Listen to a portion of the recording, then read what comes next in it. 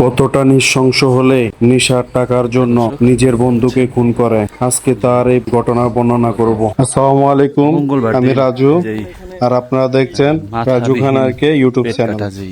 ঘটনাটি ঘটে কোনো একটি গ্রামে। গত মঙ্গলবার রাতে ঘটে যায় মর্মান্তিক এক দুর্ঘটনা।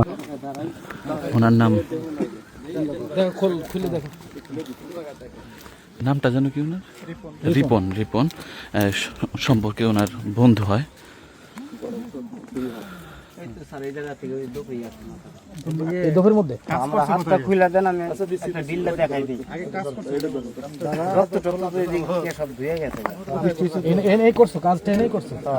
নেশা খাইতে আসছিলে, তারপরে ওর অটো ছিল কোথায়?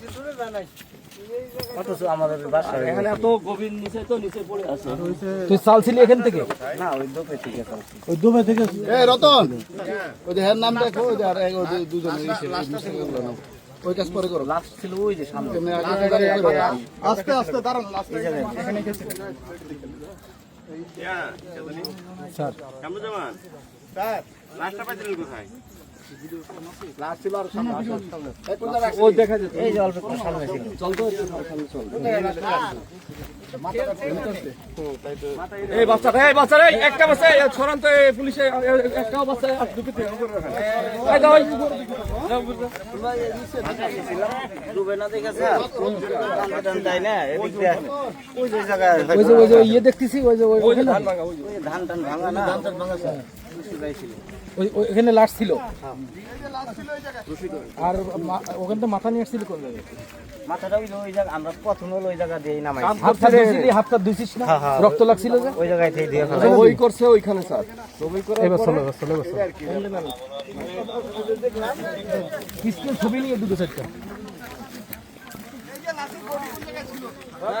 ঠিক আছে স্যার।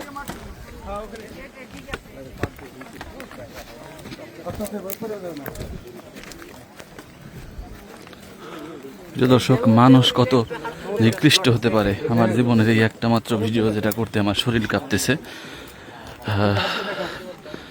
আর ভাষা হারিয়ে ফেলছি। নিজের আপন বন্ধু, নিজের প্রাণের বন্ধু, আমরা শুনেছি বন্ধুর জন্য বন্ধু জীবন দেয়, অথচ সেই বন্ধুকে নির্মমভাবে সে শেষ করে দিয়েছে, এবং কি তার মাথাটাও আলাদা করা হয়েছে। তার বডিটা ওই পাশে ছিল যেখানে পুরুষদেরকে দেখা যাচ্ছে, এখানে বডি পাওয়া গেছে। তো আজকে তাকে ধরা হয়েছে। তো এই যেখানে ঢিল ছুঁড়ে, মাত্রই যেই ঢিল ছুঁড়ে দেখালো, এখানে নাকি মাথাটা সে ফেলেছে। প্রিয় দর্শক, ফায়ার সার্ভিসের ডুবুরি দলের সদস্যরা চলে এসেছে। দেখা যাক এখানে পাওয়া যায় কিনা তার সেই মস্তকটি।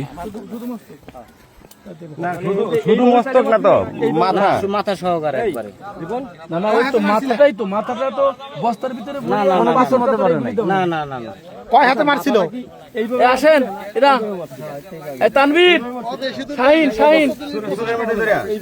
এই সবুজ। কয় হাতে মারছিল? কয় হাতে? এক না দুই হাত? নিয়ে আসেন। দুই হাত দিয়ে ধরে। দুই হাত দিলে বেশি দেয় না।